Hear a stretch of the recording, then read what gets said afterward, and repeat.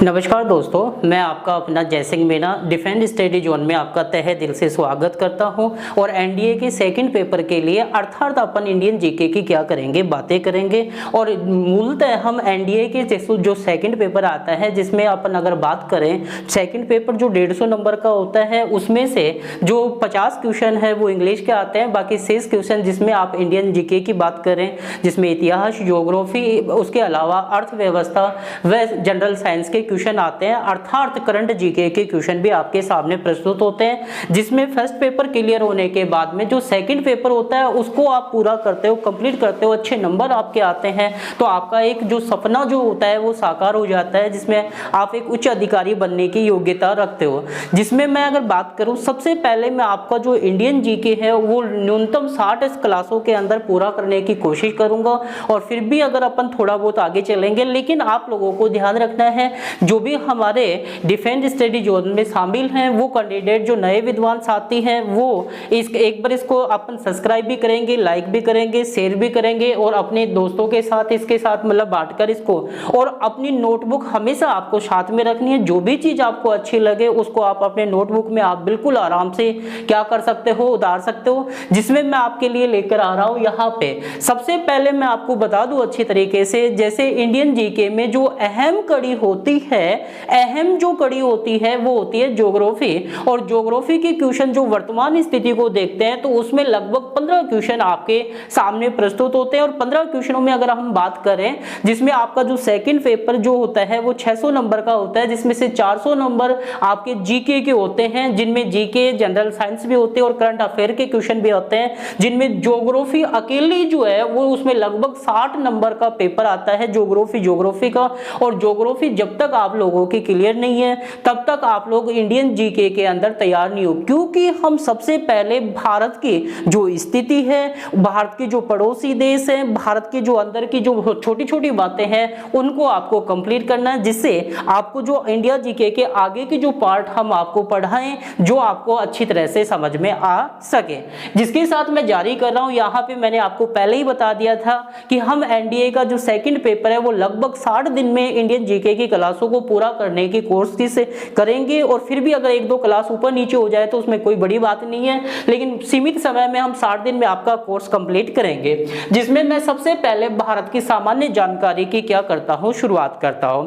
अब यहाँ पे हम 2 बातें करते हैं। सबसे पहले भारत की सामान्य जानकारी, इसमें देखो 2 बातें मैं आपके साथ करूं। सबसे पहले तो अपनी बात आती है कि संपूर्ण पृथ्वी, और संपूर्ण पृथ्वी जो है वो लगभग 7 महाद्वीपों में स्थित है, जिसकी चर्चा मैं आपके साथ कर लूं। यहाँ पे थोड़ी सी मैं बात करूं जिससे कि मैं अपने भारत में आ सकूं और जिससे आपके समझने में पूरी बातें यहाँ पे शामिल हो सके।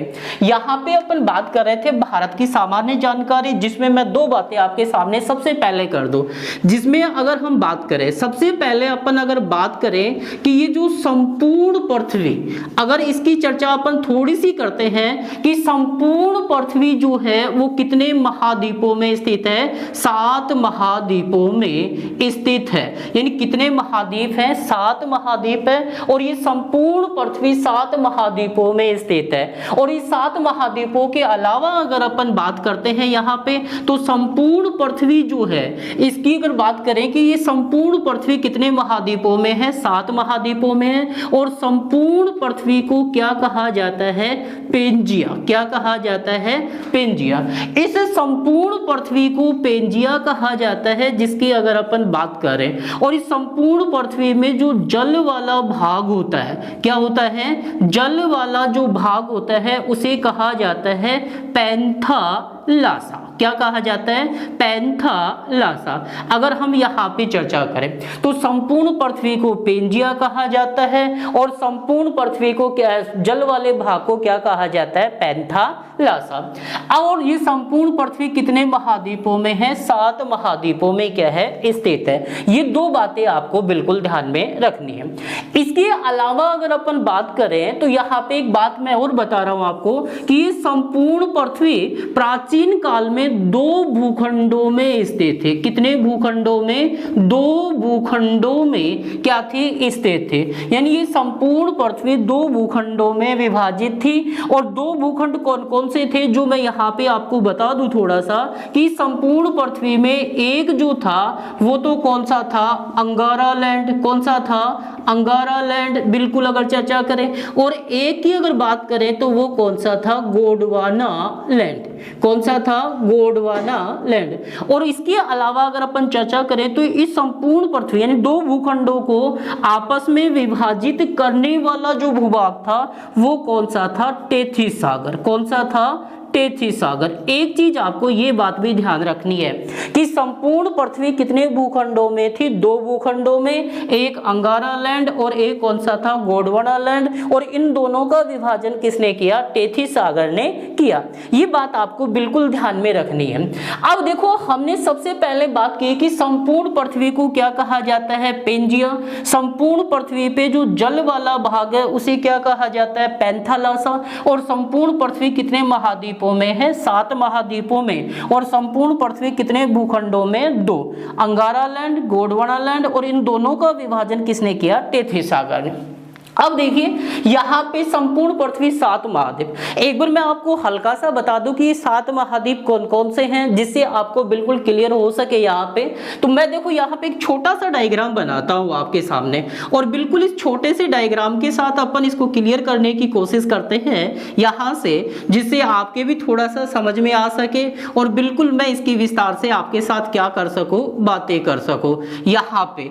तो यहाँ से अगर अपन चर्चा करते हैं तो मैंने छोटा सा आपको संसार का ढांचा बनाया, और इसमें जो 7 महाद्वीप हैं वो कौन कौन से हैं। देखो मैं छोटा सा एक ढांचा, संपूर्ण पृथ्वी 7 महाद्वीपों में। जैसे कई बार आपसे कंपटीशन में क्वेश्चन आ जाता है सीधा सा कि भारत कौन से महाद्वीप में स्थित है, तो भारत कौन से महाद्वीप में? एशिया महाद्वीप में, जो हमारा रटा रटाया शब्द है जिसको अपन बेझिझक याद करते हैं। तो ये संपूर्ण पृथ्वी 7 महाद्वीप है, जिसमें ये कार्टून सा जो मैंने 8 बनाया है, इसमें एक तो आ जाता है आपका कौन सा? उत्तरी अमेरिका। कौन सा आ जाता है? उत्तरी अमेरिका। और एक ये जो है वो कौन सा आ जाता है? दक्षिणी अमेरिका। और यहाँ पे अगर बात करूं तो ये कौन सा आ जाता है? यूरोप। कौन सा आ जाता है? यूरोप। और यहाँ इसकी अगर मैं बात करता हूं तो यहाँ से लेकर यहाँ तक लगभग कौन सा आ जाता है? अफ्रीका। कौन सा आ जाता है? अफ्रीका। और यहाँ से अगर अपन बात करें तो ये पूरा का पूरा कौन सा आ जाता है? एशिया महाद्वीप। और ये जो आपका कार्टून यहाँ आपको दिखाई दे रहा है जिसे हम बोलते हैं ऑस्ट्रेलिया। क्या बोलते हैं? ऑस्ट्रेलिया। और इन तीनों के यहाँ सबके नीचे यहाँ आ जाता है आपका अंटार्कटिका महाद्वीप। कौन सा आ जाता है? अंटार्कटिका महाद्वीप। तो इस प्रकार से ये 7 महाद्वीप हैं, उत्तरी अमेरिका, दक्षिणी America, Europe, Asia, Africa, Antarctica और कौन सा? ऑस्ट्रेलिया महाद्वीप। एक आप बात कर रहे होंगे कि यहाँ एक छोटा सा मैंने कार्टून सा बनाया था यहाँ पे, तो ये विश्व का सबसे बड़ा द्वीप है जिसे बोलते हैं ग्रीनलैंड। क्या बोलते हैं? ग्रीनलैंड। और ये विश्व का सबसे बड़ा क्या है? द्वीप है, ग्रीनलैंड, अगर अपन बात करें। अब देखिए यहाँ पे अपन चर्चा करते हैं, जिससे मैं बात करूं कि ये संपूर्ण पृथ्वी 7 महाद्वीपों में है, जिसमें से हमने बात की 7 महाद्वीपों की बात। और जबकि जल वाले भाग को क्या कहा जाता है? पैंथालासा। तो ये संपूर्ण पृथ्वी 5 महासागरों में भी क्या है? स्थित है, जिसकी बात मैं आपको नीचे करूंगा। तो अपना जो भारत है वो कौन से महाद्वीप में स्थित है? एशिया महाद्वीप में स्थित है। और एशिया महाद्वीप की भी कौन सी दिशा में है? लगभग दक्षिण दिशा में स्थित है। कौन? भारत, जिसकी मैं अगर चर्चा करूं। उसके बाद में ये जो 2 भूखंड थे जिनकी चर्चा मैंने आपको बिल्कुल अगर यहाँ बात करें तो भारत में इस अंगारा लैंड का कोई अवशेष नहीं पाया जाता, जबकि भारत में जो अवशेष पाए जाते हैं या तो पाए जाते हैं टेथिस सागर के, या फिर किसके पाए जाते हैं? गोंडवाना लैंड के। जो गोंडवाना लैंड के जो अवशेष हैं, इन दोनों की अगर अपन बात करें तो एक तो कौन सी है? अरावली पर्वतमाला। कौन सी है? अरावली पर्वतमाला। और एक क्या आ जाता है? पठारी प्रदेश। ये तो किसके अवशेष हैं? गोंडवाना लैंड के अवशेष हैं, जबकि भारत में अंगारा लैंड का कोई अवशेष नहीं पाया जाता।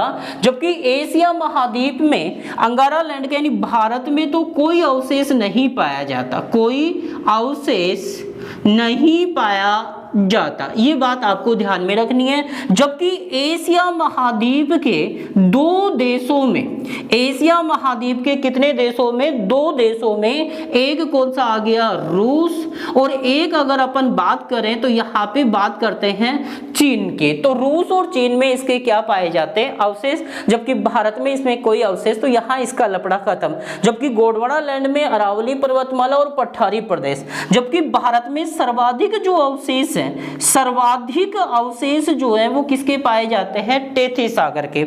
इसमें अगर मैं बात करूं जैसे पूर्वी मैदान हुआ, थार का मरुस्थल हुआ, हिमालय पर्वतमाला हुआ, और भारत की जितनी भी खारे पानी की झीलें हैं वो किसका अवशेष है, टेथी सागर का। खारे पानी की झीलें किसका अवशेष है, टेथी सागर का। हिमालय पर्वतमाला किसका अवशेष है, टेथी सागर का है। पूर्वी मैदान किसका अवशेष है, टेथी सागर का है। और थार का मरुस्थल किसका अवशेष है, टेथी सागर का। ये बात आपको ध्यान में रखनी है। यहाँ पे मैं बिल्कुल, तो यहाँ से बिल्कुल इसको हल्का सा आपको पुनः ध्यान देना है, और इसके साथ अगर स्क्रीनशॉट आप लेना चाहें तो बेझिझक आप ले सकते हो। और मैं इसको बिल्कुल यहाँ स्क्रीनशॉट लेने के बाद में मैं आगे इस कड़ी को मिटा रहा हूँ, क्योंकि ये तो नॉर्मल बातें थी जिसमें आपको याद रखना है कि संपूर्ण पृथ्वी कितने महाद्वीपों में, 7 महाद्वीपों में। संपूर्ण पृथ्वी में महासागरों की संख्या कितनी है, 5। महासागरों की संख्या कितनी है, 5 है। जिसमें अगर अपन बात करना चाहें तो एक तो आपका कौन सा, प्रशांत महासागर, बिल्कुल अगर चर्चा करें। उसके बाद में अपन बात करें अटलांटिक महासागर, हिंद महासागर, आर्कटिक महासागर और अंटार्कटिका या दक्षिणी ध्रुव महासागर। इनकी चर्चा भी हम आगे करेंगे और बिल्कुल विस्तार से करेंगे। तो यहाँ आप लोगों ने स्क्रीनशॉट ले लिया होगा और मैं इस कड़ी को आगे बढ़ा रहा हूँ। अब देखिए यहाँ पे अपन 2 बातें करके आगे बढ़ रहे हैं, जिससे मैं आपको 2 बातें बताने के बाद में अब यहाँ से अपन जो विद्वान साथी हमारे डिफेंस स्टडी जोन में जो नए हैं तो वो इसको सब्सक्राइब करना ना भूलें और अपनी नोटबुक को साथ हमेशा तैयार रहेंगे। अब देखो अपन बात कर रहे हैं, यहाँ से चर्चा कर रहे हैं, हमें ये पता चला कि संपूर्ण, ये भारत की जो सामान्य जानकारी है, इसमें संपूर्ण पृथ्वी कितने महाद्वीपों में, 7 में थी। अब भारत की अगर बात करते हैं, यहाँ आप थोड़ा सा ध्यान देंगे, बिल्कुल अपन ज्यादा समय नहीं लेंगे, आपको भटकाने की कोशिश नहीं करेंगे, क्योंकि आपको भी अच्छी तरह से पता है और मुझे भी कि आपका सीमित समय है और इसमें आप लोगों की मैं बात। अब ये जो भारत का हमने मानचित्र बनाया एक छोटा सा, जो केवल समझने के लिए है। अब इस भारत की बात करें तो ये भारत जो है वो 2 प्रकार की सीमा बनाता है। भारत जो है वो कितने प्रकार की सीमा बनाता है, 2 प्रकार की।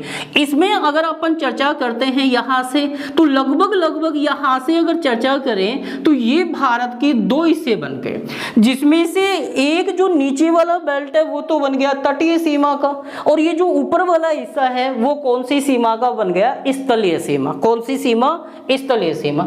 ये जो भारत है अपना, ये 2 प्रकार की सीमा बनाता है। कितने प्रकार की, 2 प्रकार की क्या बनाता है, सीमा।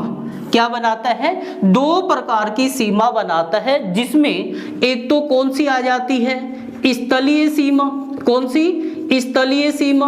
और एक जो है जिसकी अगर अपन बात करें तो वो आ जाती है तटीय सीमा। ये 2 बात आपको ध्यान में रखनी है, एक तो स्थलीय सीमा और एक कौन सी, तटीय सीमा। तो ये नीचे वाली जो बात कर रहा हूं मैं, ये तो है तटीय सीमा, और ये जो ऊपर वाला बेल्ट है वो कौन सी, स्थलीय। मैं यहाँ पे 2 बातें कर दूं, ये जो है वो तो कौन सी आ गई, स्थलीय सीमा। ये बात आपको ध्यान में रखनी है। और ये जो सीमा है वो कौन सी आ गई, तटीय सीमा, जिसे हम जलीय सीमा भी बोल सकते हैं। अब आप कहेंगे कि सर स्थलीय सीमा और तटीय सीमा, तटीय सीमा का मतलब होता है किनारा, समुद्र वाला जो तट होता है उसे तटीय सीमा, और ये होता है स्थलीय, दोनों तरफ स्थल होता है जिसमें हम आराम से। लेकिन इसमें तटीय सीमा की अगर बात करें, तट पे पहुंचकर अगर एक साइड में जाएंगे तो जल मिलेगा, जबकि इसके दोनों तरफ अपन जा सकते हैं। देखिए यहाँ पे मैं 2 बात कर दूं, भारत की जो स्थलीय सीमा है वो तो कितनी है, 15,200। 15,200 किमी। और भारत की जो तटीय सीमा है वो कितनी है, 7516.6 किमी, 7516.6 किमी। लेकिन तटीय सीमा की अगर अपन बात करें, इसमें मुख्य भाग, और इसमें मुख्य भाग की जो लंबाई है वो कितनी है, 6100 किमी। कितनी है, 6100 किमी, बिल्कुल अगर अपन बात करें। जबकि भारत की स्थलीय सीमा है 15,200 और भारत की तटीय सीमा है 7516.6 किमी। अगर इसमें आपसे पूछ लिया जाता है, ये होती है द्वीपों सहित, किसके सहित, द्वीपों सहित। और जबकि इसकी मुख्य भाग की अगर लंबाई पूछी जाए तो वो कितनी आती है, 6100 किमी। अभी हम इसकी व्याख्या करेंगे और इसको विस्तार से अपन आपको विस्तार से समझाएंगे। तो ये नॉर्मल बात है। जबकि अपन बात करें कि भारत में दो प्रकार की सीमा, स्थलीय सीमा और तटीय सीमा, ये बात तो आपके साथ हो गई होगी। अब इन दोनों में से हम एक एक सीमा की क्या करते हैं, बातें करते हैं, जिसको आपको विस्तार से समझ में आने लग जाए। जिसमें मैं सबसे पहले स्थलीय सीमा की बात करता हूं। किसकी करता हूं, स्थलीय सीमा। तो बिल्कुल आपको ये दो बातें समझ में आ गई होगी और मैं स्थलीय सीमा को यहां पे डाल रहा हूं। तो स्थलीय सीमा तो कितनी हो गई, यहां पे मैं थोड़ा सा आपको बता दूं, स्थलीय सीमा की कुल लंबाई तो हो गई 15,200 किमी।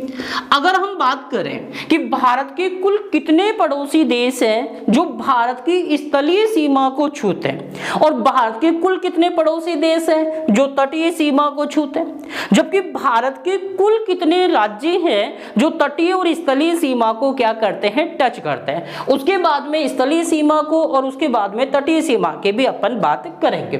तो भारत की स्थलीय सीमा को टच करने वाले कुल पड़ोसी देश कितने हैं, 7। कुल पड़ोसी देश कितने हैं, 7 हैं, जिनकी चर्चा मैं अभी आपके सामने यहां प्रस्तुत कर रहा हूं। अब देखिए यहां पे, तो मैं पहले दो प्रकार की स्थलीय सीमा की मैं बात कर रहा हूं, केवल स्थलीय सीमा के। तो इधर ध्यान देंगे सारे विद्वान साथी। यहां पे दो बातें, स्थलीय सीमा, केवल स्थलीय सीमा की अपन बात करते हैं। ये आ गई आपकी भारत की स्थलीय सीमा। स्थलीय सीमा, इस स्थलीय सीमा की बात करते हैं तो देखो मैं यहाँ पे डायग्राम बना दूं पहले एक बार, उसके बाद में आपके समझ में आ जाएगा। यहाँ पे अगर अपन बात करें तो ये अपना भारत है। इस भारत की जो स्थलीय सीमा है वो लगभग ये है इसके ऊपर वाली स्थलीय सीमा। स्थलीय सीमा की अगर हम यहाँ पे प्रैक्टिकल करते हैं तो दो बातें। सबसे पहले स्थलीय सीमा कितनी है, 15,200। इससे पहले अगर बात करें कि भारत कौन से महाद्वीप में है, एशिया महाद्वीप में है, और भारत कौन से गोलार्ध में है, तो उत्तरी गोलार्ध में है, जिसकी व्याख्या जब अपन सौरमंडल से पहले दो बातें करेंगे वहां पे इसकी चर्चा करूंगा। तो स्थलीय सीमा 15,200 है। अगर हम बात करें कि ये भारत के कुल कितने पड़ोसी देश, तो ये भारत के कुल पड़ोसी देश कितने को टच करती है, जिसकी अगर अपन बात करें तो वो 7 पड़ोसी देश है। अब देखो वो है कौन कौन से, तो मैं सबसे पहले अगर बता दूं, अगर यहाँ ट्रिक की बात करते हैं तो मैं यहाँ एक छोटा सा ट्रिक डाल देता हूं, जिसमें अगर एक तो आता है ट्रिक बचपन में MBA किया, लेकिन अपना जो ट्रिक है वो क्या आता है, बाछी पाडाने मार भू अफगानिस्तान भागगी। अगर अपन बात करें बाछी पाडाने मार भू अफगानिस्तान भागगी, इससे भारत की स्थलीय पड़ोसी देश आ जाते हैं जो सारे के सारे। देखो मैं यहाँ पे बात करूं, अब देखो यहाँ इस बात से तो क्या आ जाता है, अगर अपन बात करें तो कौन सा आ जाता है, बांग्लादेश। कौन सा आ जाता है, बांग्लादेश। अगर अपन चर्चा करें, ये भारत का पड़ोसी देश है जो भारत के साथ स्थलीय सीमा भी बनाता है और तटीय सीमा भी बनाता है। और ये बांग्लादेश भारत की कौन सी दिशा में आता है, यहाँ पे अगर अपन बात करें तो एक पड़ोसी देश तो कौन सा हो गया, बांग्लादेश। दूसरे की बात करें तो वो कौन सा हो गया, ची। तो ची से क्या बच गया, चीन। तो एक पड़ोसी देश हो गया ये जो वर्तमान में भारत की टांग खींच रखा है, जिसकी अगर अपन बात करें, जिसमें सिक्किम और अरुणाचल प्रदेश वाला और तिब्बत वाला जो बेल्ट है उस साइड में चीन ने भारतीय सीमा के साथ आपसी मतभेद चल रहे हैं। तो उसके बाद में इस पास से क्या आ जाता है, वही पता चल गया होगा, पाकिस्तान। और ये पाकिस्तान भारत की कौन सी दिशा में है, उत्तर पश्चिमी दिशा में है। यहाँ पे बात करें इस ने से क्या आ जाता है, नेपाल। कौन सा आ जाता है, नेपाल। और इस नेपाल की अगर बात करें तो यहाँ पे आ जाता है इस जगह पे आपका कौन सा, नेपाल। लेकिन यहाँ से बात करें मार से क्या आ जाता है, म्यांमार। कौन सा आ जाता है, म्यांमार। और उसके बाद में भू से क्या आ जाता है, भूटान। ये यहाँ पे आ गया। और अफगानिस्तान से क्या आ गया, अफगानिस्तान। तो यहाँ पे देखो मैं इस ट्रिक को अभी नीचे काम में लूंगा, लेकिन आपके साथ इसको बनाने के बाद में, लेकिन सबसे पहले हमने केवल भारत की स्थिति को बात कर रहे हैं। और ये अफगानिस्तान यहाँ आ गया। बिल्कुल अगर बात करें तो भारत के कुल पड़ोसी देश कितने हैं, जिनमें जो स्थलीय सीमा को टच करने वाले हैं वो कितने हैं, 7। जिसमें से एक तो कौन सा आ गया, पाकिस्तान, अफगानिस्तान, चीन, नेपाल, भूटान, म्यांमार और बांग्लादेश। तो ये 7 जो पड़ोसी देश हैं वो भारत की स्थलीय सीमा को क्या करते हैं, टच करते हैं। जिसमें हमने देखा बाछी, पाडाने, मार, भू अफगानिस्तान भाग की। तो देखो बांग्लादेश, म्यांमार, भूटान, नेपाल, चीन, अफगानिस्तान और पाकिस्तान। अब ये कितनी लंबी सीमा बनाते हैं, 15,200। एक बात आपको ये भी ध्यान में रखनी है। तो ये 15,200 के कितने टुकड़े हो जाएंगे, 7 हो जाएंगे। नॉर्मल तरीके से बात करें तो यहाँ पे अगर अपन बात करते हैं बांग्लादेश भारत के साथ कितनी लंबी, 4,096.6 किमी। उसके बाद में अगर अपन बात करें चीन बनाता है भारत के साथ 3917 किमी, 3917 किमी। उसके बाद में पाकिस्तान बनाता है 3300, अगर अपन बात करें यहाँ पे 3323 किमी। बिल्कुल अगर चर्चा करें, जबकि यहाँ 3323 किमी कौन बनाता है, पाकिस्तान। अफगानिस्तान कितनी बनाता है, 80 किमी। वैसे एनसीईआरटी में 106 जिसकी मैं चर्चा करूंगा, 3323 अगर अपन चर्चा करें यहाँ पे। और वैसे मूलतः इसकी अगर बात करें 3310 किमी, 3310 किमी। और इस नेपाल की बात करें तो 1752 किमी। और भूटान की बात करें तो 877 किमी। और म्यांमार की बात करें तो 1458 किमी। अगर इन सबको हम जोड़ते हैं तो कुल आती है 15,200 अगर यहाँ पे चर्चा करें। लेकिन अभी जो एनसीईआरटी की जो बुक आप पढ़ रहे हो उसमें पाकिस्तान तो कितनी आ रही है, 3323 किमी। अफगानिस्तान की जो 80 थी वो कितनी हो गई, 106 किमी। चीन जो 3917 थी इसकी कितनी हो गई, 3488 किमी। नेपाल जो 1752 थी उसकी कितनी हो गई, 1751। बिल्कुल अगर बात करूं अभी मैं आपको यहाँ चर्चा। और भूटान की कितनी है, 877। और इसकी 877 की अगर अपन बात करते हैं तो ये हो जाती है 699। और ये जो 1458 थी ये हो जाती है 1643। बिल्कुल अगर अपन चर्चा करें तो अभी हम यहाँ पे अब एक बात तो ये चीजें क्लियर हो गई कि भारत के कुल पड़ोसी देश कितने हैं, जो स्थलीय सीमा को टच करने वाले पड़ोसी देशों की संख्या कितनी है, 7 है। और भारत की कुल स्थलीय सीमा कितनी है, 15,200। अब देखो यहाँ पे बात करते हैं कि पाकिस्तान भारत के कितने राज्यों को टच करता है, तो 3+1, 3 राज्य और 1 केंद्र शासित प्रदेश। अफगानिस्तान 1 केंद्र शासित प्रदेश को टच करता है। ये जो चीन है जिसकी अगर अपन चर्चा करें तो 1 तो केंद्र शासित प्रदेश।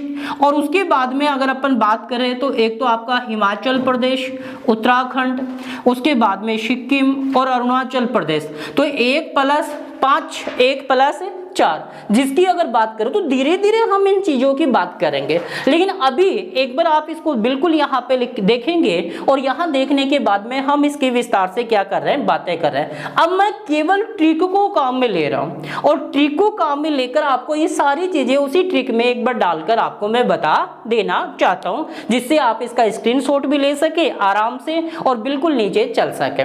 तो देखिए मैं यहाँ पे हमें थोड़ी सी बात हमें समझ में आई और उसके बाद में हम केवल एक ट्रिक ले लेते हैं। जैसे कि मैंने भारत के पड़ोसी देश, इसमें मैंने कहा था बाछी, पाडाने, मार भू अफगानिस्तान भाग गए। ये बात आपको ध्यान में रखनी है, बिल्कुल ये छोटी सी बात ध्यान में रखनी है, जिससे भारत की स्थलीय सीमा को टच करने वाले पड़ोसी देश आ जाते हैं। इस बात से तो क्या आ गया, बांग्लादेश, क्या आ गया, बांग्लादेश। इस चीज से क्या आ गया, चीन। पा से क्या आ गया, पाकिस्तान। ने से क्या आ गया, नेपाल। मार से क्या आ गया, म्यांमार। भू से क्या आ गया, भूटान। और अफगानिस्तान से क्या आ गया, अफगानिस्तान। उसके बाद में इसी में अगर बात करें तो इनकी क्या आ जाती है, राजधानी क्या आ जाती है। बांग्लादेश की राजधानी क्या है, ढाका। चीन की राजधानी क्या है, बीजिंग। पाकिस्तान की राजधानी क्या है, इस्लामाबाद। नेपाल की राजधानी क्या है, काठमांडू। म्यांमार की राजधानी क्या है, न्यायपी थाव। भूटान की राजधानी है थिम्बू। और अफगानिस्तान की राजधानी है काबुल। उसके बाद में अगर बात करें तो तीसरा आ जाता है सीमा। ये कितनी थी लंबी सीमा बनाते हैं, जिसकी अगर अपन बात करें तो बांग्लादेश तो कितनी बनाता है, 4096 किमी।